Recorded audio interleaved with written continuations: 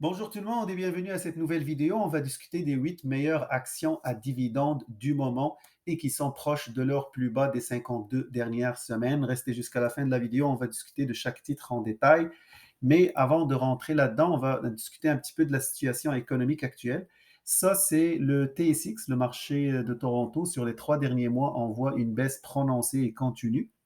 Ça, il faut le savoir, le marché boursier, lorsqu'il baisse, lorsqu'il y a des crashs boursiers, c'est un signe avant précurseur d'une récession. C'est-à-dire que les marchés boursiers, ils vont chuter ou il y aura un crash avant qu'on rentre en récession. Ce n'est pas plus tard, c'est toujours avant. Il y a des indicateurs qui sont plus tard, après qu'on est déjà entré en récession. Et il y a des indicateurs qui sont bien avant. Et le marché boursier est connu par les économistes comme étant un indicateur précurseur d'une récession. Et la récession, pourquoi les investisseurs sont inquiets? C'est parce qu'ils voient que la Banque centrale, elle est en train de s'inquiéter par rapport à l'inflation et d'augmenter les taux d'intérêt. Et lorsqu'on augmente les taux d'intérêt, on rend la vie à tout le monde plus difficile. Les entreprises, pour investir, ils ont besoin d'emprunter, ils trouvent que les taux sont trop élevés, ça ne les intéresse plus d'investir. Les particuliers, la même chose, les taux d'intérêt sont plus élevés, donc ils ne peuvent plus consommer comme avant. Donc, ça crée comme un ralentissement économique et l'objectif de la Banque centrale étant de contrôler l'inflation. Donc, ça, c'est de un. Donc, les investisseurs s'inquiètent, puis on voit beaucoup de sorties du marché boursier pour se diriger vers les revenus fixes qui sont considérés comme étant plus safe. Donc, ça, c'est concernant la situation macro. Pour les critères de sélection qu'on a utilisés, il faut que l'action soit un dividend aristocrat. Vous pouvez consulter mes anciennes vidéos si vous voulez savoir plus en détail c'est quoi la liste des aristocrates des dividendes. Mais c'est grosso modo, c'est une liste qui est gérée par Standard Poor's. Et pour le Canada, un dividend aristocrat, c'est une action qui a payé et augmenté ses dividendes sur les 5 dernières années. Donc, Standard Poor's, ils font ces analyses-là, puis ils publient les résultats de ces entreprises-là qui sont ils sont à ce moment-là considérés comme un dividend aristocrat. Au Canada, au minimum, c'est 5 ans d'historique de paiement et d'augmentation des dividendes. Donc, ça, c'est la première condition. Il faut que ce soit un titre dividend aristocrat. Il faut que le rendement de dividendes soit intéressant quand même, supérieur à 4%. Il faut que le ratio prix-bénéfice, je vais expliquer un peu plus ces ratios-là, soit raisonnable, le ratio de distribution des dividendes soit bas et les dividendes sont soutenables à long terme, c'est-à-dire qu'on ne risque pas que l'entreprise va les couper ou les réduire, et que le bêta, qui est une mesure de volatilité, soit inférieur à 1,5. On ne veut pas des titres qui sont trop volatiles, euh, parce que si vous suivez mes vidéos, moi je m'intéresse particulièrement aux titres à dividendes qui permettent de faire un portefeuille soit revenu passif, soit en vue de la retraite. Donc, on ne veut pas des titres qui sont très sensibles au marché puis qui commencent à baisser, à monter là, à chaque fois. Et il y a aussi le consensus des analystes que j'ai un peu consulté pour savoir si ces titres-là sont quand même bien vus par les analystes. Maintenant, les résultats de cette petite recherche. Curieusement, j'ai eu beaucoup de banques qui sont dans la liste. Donc, il y a les banques canadiennes qui sont reconnues comme CIBC, RBC, Banque de Montréal, BNS, Banque de Nouvelle-Écosse, puis la Banque TD. Puis il y a aussi une compagnie d'assurance Manulife. Puis on voit que c'est des dividendes vraiment intéressants, là, 6,25% pour Manulife. Les banques aussi, ça aussi entre 4 et 5,5%. Donc c'est vraiment intéressant. Et aussi, on connaît tous, si on vit au Canada, on sait que les banques canadiennes sont vraiment reconnues pour leur gestion très rigoureuse et très conservatrice de leurs prêts, de leur façon de faire, et que c'est des entreprises qui sont rentables à long terme. Donc, c'est vraiment une bonne nouvelle si on a de l'argent puis on veut investir maintenant, là, que ces entreprises-là soient en baisse. Il y a aussi des entreprises comme Enbridge puis Algonquin Power Utilities. Celle-là, Utilities, elle est dans l'électricité, puis Enbridge, elle est dans la transportation du gaz. Donc, c'est deux entreprises aussi qui sont assez solides. Dans la colonne DGR Strict, ça veut dire combien d'années consécutives il y a eu de paiement et d'augmentation de dividendes. Et on voit ici que pour les banques, c'est une moyenne de 10 ans. Et Enbridge est la doyenne avec 27 ans d'historique d'augmentation de dividendes. Maintenant, on va aller voir les ratios. On peut voir ici le ratio prix-bénéfice, c'est le ratio le plus utilisé et que vous allez voir même avec votre courtier lorsque vous allez faire un achat, il vous donne en général ce ratio-là parce que c'est le plus utilisé sur les marchés financiers. Puis ça donne un indice, est-ce que l'action elle est surévaluée ou sous-évaluée lorsqu'on le compare avec les concurrents, avec le secteur. Mais grosso modo, lorsqu'on est à un PE supérieur à 25, on commence à parler d'une action surévaluée. Et les banques canadiennes se situent maintenant aux alentours de 10. BMO est à 6,85. Ça veut dire que c'est des évaluations qui soit ça soit correct ou sous-évaluées. Parce que ces banques-là, il n'y a même pas 6 mois, ils étaient à des ratios prix-bénéfices qui n'avaient pas de sens. C'était vraiment des surévaluations. Il y a eu une période après la pandémie où le marché boursier, il y a eu vraiment des augmentations folles, surtout pour les titres technologiques, puis on avait des évaluations et des ratios PE qui ne faisaient aucun sens. Donc, lorsqu'on veut investir, il faut que regarder le ratio prix-bénéfice ou le ratio price-earning pour qu'il soit dans la moyenne ou acceptable, c'est-à-dire inférieur à 20. Et on voit ici que la majorité ils sont tous inférieurs à 20 et les banques sont vraiment dans un sweet spot là, inférieur à 10. C'est vraiment bon. C'est un bon point d'entrée, sauf si on pense que ça va baisser encore plus. Là, ça dépend de chaque personne. Maintenant, le price to cash flow, ça, c'est aussi un indice de la capacité des flux de trésorerie.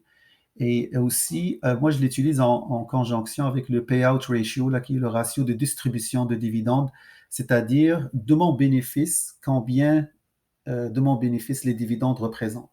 Par exemple, la banque BMO, elle a un taux vraiment intéressant. Sur ses bénéfices, elle a payé seulement 32% de ses bénéfices-là en tant que dividendes. Pourquoi on regarde ce ratio-là? Ça veut dire si le taux il est bas, ça veut dire que l'entreprise va continuer. On a plus de chances que cette entreprise-là continue de payer de ses dividendes parce que c'est juste 32 ou 50% de son bénéfice. Ce n'est pas plus supérieur à ça. Donc, ça permet de voir que effectivement, on ne risque pas de vivre une coupure de dividendes. Donc, la majorité des banques sont vraiment, et des compagnies d'assurance sont vraiment à des taux bas de payout ratio. Donc, c'est vraiment des dividendes qui sont considérés comme safe. Aussi, le price to cash flow, on voit ici qui est vraiment comme bas. Ça veut dire qu'ils ont beaucoup de cash. Ils sont capables de subvenir à leurs besoins au cas de paiement de dividendes. Le cas est différent pour AQN, Utilities, puis Enbridge. Pourquoi? Parce que ces deux-là, ils ont un modèle d'affaires complètement différent. C'est des entreprises qui sont dans des secteurs vraiment saturés. Enbridge a fait de la transportation de gaz. C'est pas demain qu'il va y avoir une grosse découverte où il y a une super croissance. Donc, c'est plus des titres qui sont là pour payer des dividendes et ils sont appréciés pour ça dans le marché. Enbridge, par exemple, est très suivi par les investisseurs qui recherchent des dividendes. Et malgré que le taux de ratio de distribution des dividendes est élevé, il y a un petit bémol à ça, c'est que le ratio de distribution des dividendes, on utilise le bénéfice comptable pour arriver à ce ratio-là. Donc, c'est le dividende sur les bénéfices. Le bénéfice comptable n'est pas représentatif du situation de l'afflux de trésorerie, surtout pour des entreprises qui sont dans des contrats à long terme. Lorsque AQN vend de l'électricité, c'est vraiment pour le long terme et Enbridge aussi la même chose. Donc, ils ont des flux de trésorerie prévisibles, presque certains dans le futur, et le bénéfice comptable n'est vraiment pas représentatif de leur situation financière. C'est pour ça qu'on voit ces taux-là, on peut s'inquiéter, mais il ne faut pas trop s'inquiéter parce que c'est des entreprises qui ont des flux de trésorerie stables à long terme. Cependant, ces deux titres-là, on ne va pas avoir des potentiels de croissance. Ça va être vraiment des dividendes et une croissance très faible, alors que les banques autres y ont de la possibilité de croissance. Ils sont dans des activités économiques qui bougent, puis tout ça. Donc, ils ont plus de potentiel de croissance, puis ils distribuent seulement 32%, 50%, c'est-à-dire que la moitié est réinvestie dans l'entreprise pour justement croître. Donc ça, c'est pour ce qui est des ratios financiers pour les titres qu'on a sélectionnés. On continue avec le rendement sur l'équité. Toujours tous des bons chiffres, surtout les banques qui sont à 18, 15, BMO est quasiment à 21%. Le rendement sur l'équité, c'est les résultats financiers ou les bénéfices comptables sur l'équité. Donc, c'est un indice très utilisé pour la rentabilité dans le fond. Et Enbridge est à 10,80%. C'est vraiment intéressant pour une entreprise qui est dans la transportation de gaz. Les banques sont à des taux très confortables et très intéressants. La plupart des bêtas ici sont inférieurs à 1 ou proche à 1. Ça veut dire que c'est des titres qui ne sont pas très volatiles. Lorsqu'on a un bêta de 1, ça veut dire que c'est aussi volatile que le marché. Si c'est supérieur à 2, 3, ça commence à être vraiment comme très, très volatile. Lorsque le marché subit des corrections, ces titres-là vont vraiment chuter comme il faut. Et c'est pour ça qu'il faut regarder les bêtas. Les bêtas des entreprises qui sont dans, par exemple, elle fournit de l'électricité, on voit que le bêta est 0,30. C'est vraiment bas. Ça veut dire que c'est un titre qui, même s'il y a des grosses corrections de marché, il ne va pas vraiment trop baisser ou trop augmenter. Il ne suit pas le marché. Il a 30% de la volatilité du marché. C'est l'explication de 0,30. C'est 30% de la volatilité du marché. Donc, il est beaucoup moins volatile. Donc, la majorité sont à des bêtas vraiment acceptables. Donc, on n'est pas à des bêtas de 2 ou 3. Donc, c'est vraiment des titres de qualité solide et qui versent des dividendes qui sont soutenables dans le futur. Les banques, à mon avis, avec l'augmentation de taux d'intérêt qui s'en vient, ces banques-là sont, à mon avis, sous-évaluées parce que l'augmentation des taux d'intérêt tend à favoriser les banques. Parce que comme on le sait, lorsqu'on fait affaire avec une banque, on va remarquer toujours, là, lorsqu'il y a une augmentation des taux d'intérêt, ça se répercute immédiatement sur les prêts, sur tout ce qui est prêt et crédit, mais tout ce qui est dépôt, c'est-à-dire ce qu'on gagne de la banque, ça prend beaucoup de temps avant de se refléter. Et ça fait que les banques, l'augmentation des taux d'intérêt, ça touche vraiment l'activité principale de la banque, c'est-à-dire les dépôts et les prêts. Et les banques canadiennes sont reconnues pour être très conservatrices. Et c'est quand même un marché qui n'est pas, comme il y a 6 grosses banques qui dominent le marché canadien, il n'y a pas de concurrence étrangère ou de banques étrangères qui viennent s'installer. Il y a quelques fintech, les entreprises un petit peu qui sont en ligne, mais ça risque pas vraiment de vraiment endommager l'activité traditionnelle. Là, on parle vraiment des revenus dans l'activité traditionnelle de la banque. Donc ça, c'est un bon indice pour ces banques-là. Et c'est, à mon avis, je vois pas, je pense que c'est plus un élément qui va les aider, ceci à court et à moyen terme. C'est sûr, lorsque les taux d'intérêt augmentent, puis l'activité économique est au ralenti, lorsqu'on est vraiment en récession, c'est sûr que même les banques, leurs revenus vont baisser. Mais à moyen et à court terme, les banques profitent des augmentations des taux d'intérêt, contrairement aux autres secteurs économiques. Maintenant, pour l'analyse titre par titre, je n'ai pas fait pour tous les titres qui sont dans le tableau, malheureusement, mais j'en ai fait pour, dans le fond, 4.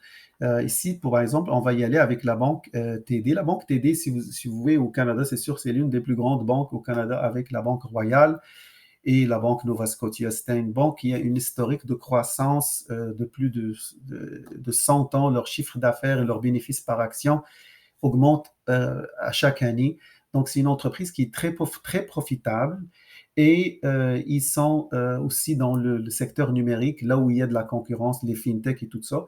Ils commencent vraiment à être aux États-Unis ou au Canada, ils sont très, très focusés là-dessus pour améliorer leur offre numérique, comme ça pour rester toujours compétitifs avec la concurrence qui s'en vient des fintech. Ils offrent des alliances aussi, ils sont aussi également avec des alliances stratégiques qu'ils forment avec des entreprises technologiques pour rester très connectés avec leur clientèle de détail. La banque TD, il possède aussi TD Ameritrade, qui est aussi populaire aux États-Unis, puis il possède aussi des banques américaines. Donc, c'est une entreprise qui est bien diversifiée et qui représente une excellente opportunité d'entrée. La croissance des dividendes au cours des 5 dernières années était de 7,91%. La croissance des dividendes, ça, je vous dirais, il faut vraiment faire très attention à ça parce que si vous voulez que votre dividende ne se dévalue pas d'année en année, il faut que l'entreprise le croie et il faut qu'il y ait une croissance importante. Parce que j'ai remarqué, il y a des entreprises qui veulent rester dans la liste des dividend aristocrats, mais qui n'augmentent pas leurs dividendes de façon conséquente. Là. Tu sais, ils vont l'augmenter de 1% par année. C'est vraiment pas intéressant. Mais là, on a dans un cas que c'est une augmentation de 7,91% sur les 5 dernières années. Au moins, ça aide à combattre un peu l'inflation. Donc, ça, c'est un élément à avoir toujours lorsqu'on veut investir dans des entreprises à dividendes. La deuxième entreprise, c'est Enbridge. Enbridge, c'est l'un des plus importants exploitants de pipeline en Amérique du Nord.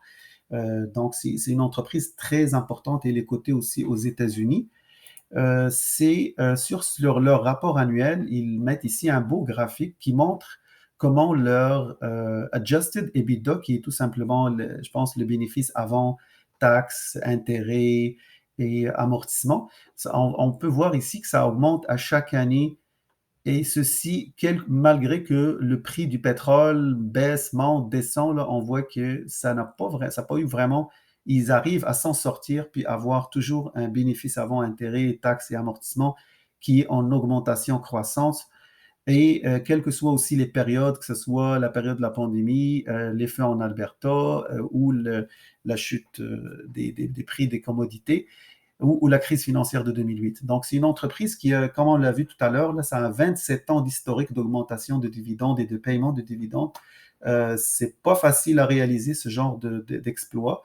Ça veut dire que c'est une entreprise qui est bien gérée. Puis, et aussi, c'est une entreprise qui est très connue par toutes. Si vous regardez les blogs là, sur les investissements à revenus passifs, Enbridge est toujours parmi les titres les plus cités.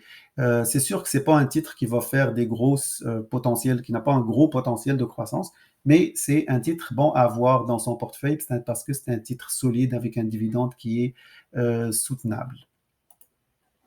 La prochaine, c'est BMO. BMO est reconnu dans leur force dans le marché des capitaux. C'est un segment qui sont très forts là-dedans. Et ça leur fait qu'ils seront moins impactés au cas où il y a une crise immobilière au Canada. Ce que je ne penserais pas, mais au cas où il y a une crise ou un crash immobilier important au Canada, il serait comme une entreprise qui ne serait pas vraiment, vraiment impactée. Il faut se souvenir que les crises immobilières qu'il y a eu aux États-Unis en 2008, ce n'était pas vraiment relié à la surévaluation des prix des maisons ou quoi que ce soit, c'était plus relié aux banques et aux pratiques de bancaires américaines très agressives qui commençaient à prêter de l'argent à tout le monde. Et ce qui n'est pas le cas sur le marché canadien. Le marché canadien est beaucoup plus sévère lorsqu'on veut emprunter ou contracter une hypothèque. Les banques canadiennes sont très regardants sur votre situation financière avant de vous prêter de l'argent pour acheter une maison, ce qui n'était pas le cas aux États-Unis en 2008, ce qui a causé le crash immobilier que les États-Unis a vécu à cette période-là. BMO possède aussi un rendement sur l'équité le plus élevé parmi les banques canadiennes, donc c'est un point positif. Ils sont reconnus par la croissance soutenue de leurs revenus hors activités traditionnelles, c'est-à-dire les intérêts. Donc ça, c'est une banque qui est diversifiée, qui est aussi un bon choix si on est intéressé. Le ratio de distribution de dividendes est très bas, et seulement à 32%, c'est-à-dire qu'il ne risque pas qu'il y ait une coupure prochainement. Donc aussi, le BMO est un bon achat pour les investisseurs à la recherche de revenus qui souhaitent détenir, qui sont là pour des investissements à long terme. D'ailleurs, tous les titres qu'on a sélectionnés sont pour le long terme. Et la croissance des dividendes au cours des 5 dernières années était de 4,51%. Donc, c'est assez moyen, mais quand même, il y a eu des augmentations. La Banque Royale est l'une des plus grandes banques au Canada, bien évidemment. Elle est présente dans plusieurs segments. Donc, c'est une banque aussi diversifiée qui n'est pas juste dans un seul segment. Et elle offre un rendement de 4,19% de dividendes et ne paye que 51% de ses résultats en dividendes. Elle a augmenté ses dividendes pendant les 10 dernières années et c'est une dividend aristocrat, donc c'est une compagnie très, très, très solide. La croissance aux 5 dernières années était de 6,92% des dividendes. Et bien évidemment, comme j'ai dit tout à l'heure, ça aide avec l'inflation. Et le bêta est de seulement 0,87%. Donc, grosso modo, ça fait un peu le survol de ces 4 titres que j'ai choisis. Mais sinon, la liste initiale qui comprend les 8 titres sont, à mon avis, tous dans une situation intéressante à des prix bas. Et j'espère que cette vidéo vous a plu et que si vous avez des questions, n'hésitez pas de commenter en bas. Et aussi, je vais mettre les liens vers l'article en détail dans mon blog wiseinvestors.com. Et si vous aimez le contenu, vous pouvez vous abonner et partager avec vos amis. Bonne journée.